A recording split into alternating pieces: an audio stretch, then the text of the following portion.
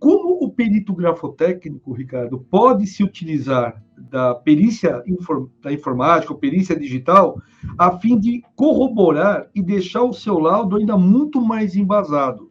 Tem como nós juntarmos a grafotécnica com a digital? Você diz que uma prescinde da outra, sem dúvida nenhuma. São formas diferentes de escrita, né, Ricardo? A gente que ensina no curso, que as primeiras escritas foram aquelas pinturas rupestres nas cavernas, e hoje a escrita está sendo muitas vezes digital, aqui no celular, né? Mas não deixa de ser a mesma coisa, ou seja, encaminhamento de uma mensagem.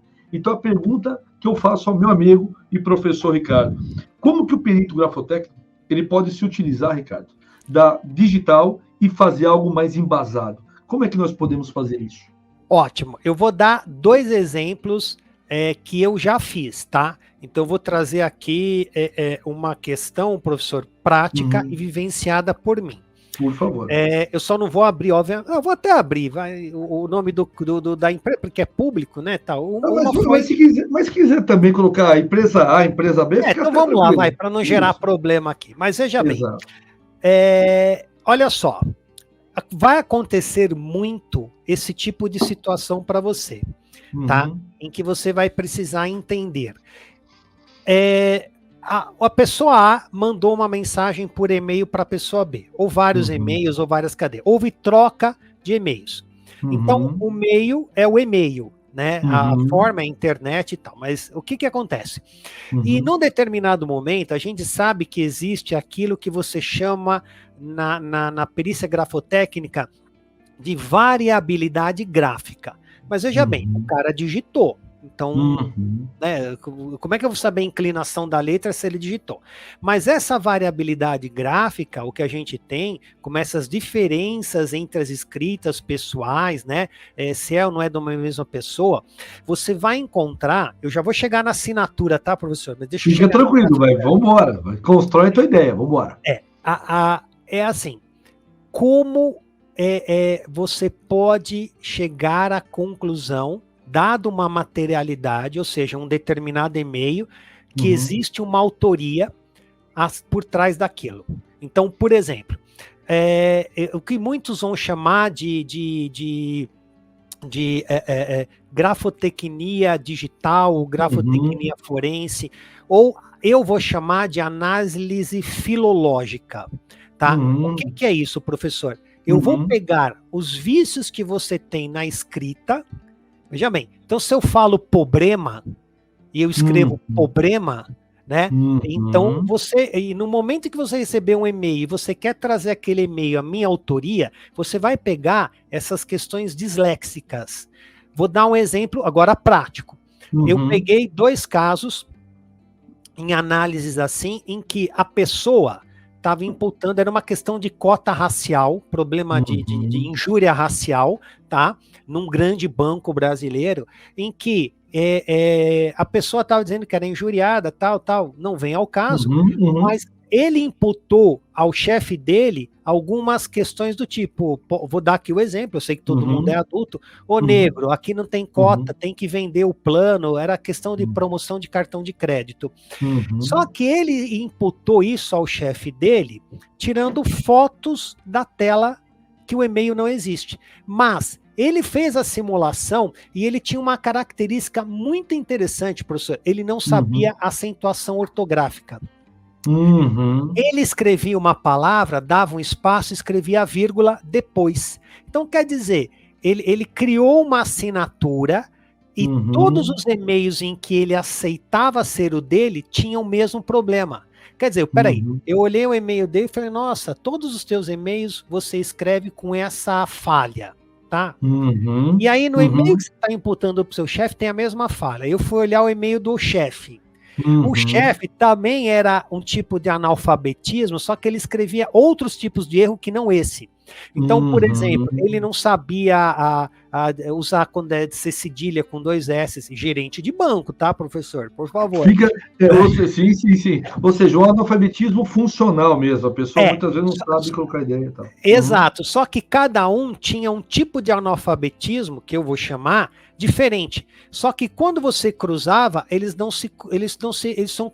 não coadunava. Quer dizer, esse aqui tinha um tipo específico e esse outro tipo específico de se propagar, de se divulgar.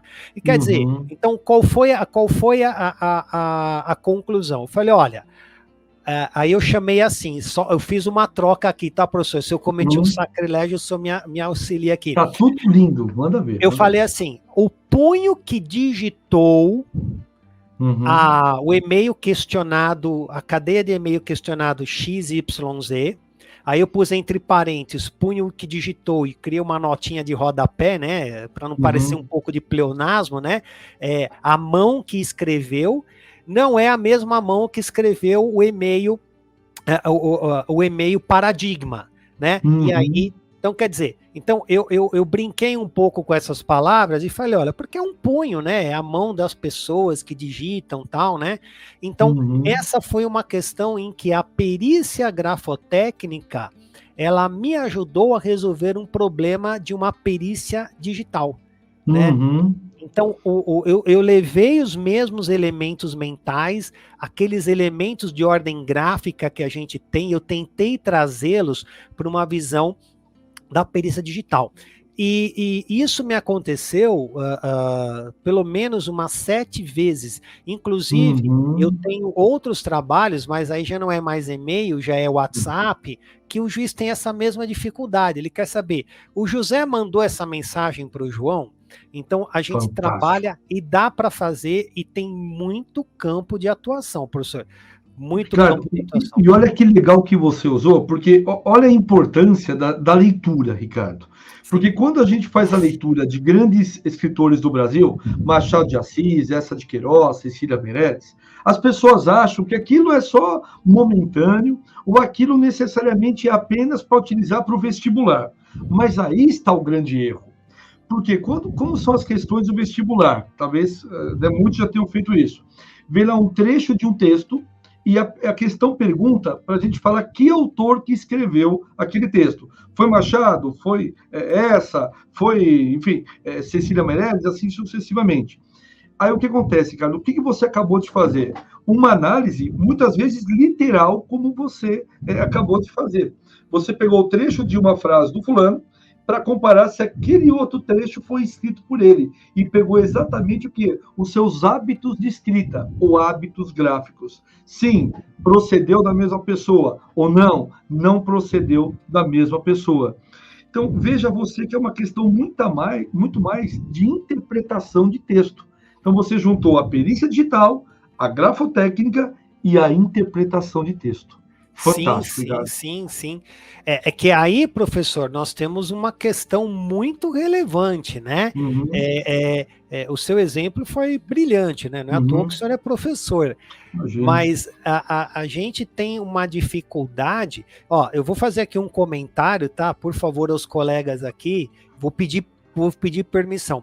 Quando eu mostrava os e-mails, por exemplo, eu lembro que nessa perícia tinha 12 pessoas na sala. E quando eles olhavam os e-mails, eu lembro que a advogada do banco falou, a gente precisa dar um curso de português para os nossos funcionários, né? A advogada, assim, porque ela era assim, era um tipo de vergonha alheia, né? E nós não estamos falando, tudo bem, ninguém é obrigado a escrever liturgicamente e tal, mas eles tinham vícios, professor, exatamente. E depois eu levei essa mesma ideia para outras perícias, e quando me pedem para fazer a verificação da escrita, essa mesma verificação de uma certa pessoa, eu falo, bom, então eu preciso ver como ela escreveu outras coisas antes, tá? Isso, professor, se o senhor me permite, não é uma ideia minha, não foi uma ideia nova, né? Quem assistiu aqui uns pouquinho, até tem uma série no Netflix, né? Do Unabomber, né? Ele foi pego, que era um cara que criava bombas, era um PhD e tal, mas ele foi pego porque ele queria publicar um manifesto, né? E aí a cunhada dele leu o manifesto e falou, isso aqui não parece teu irmão escrevendo? Né?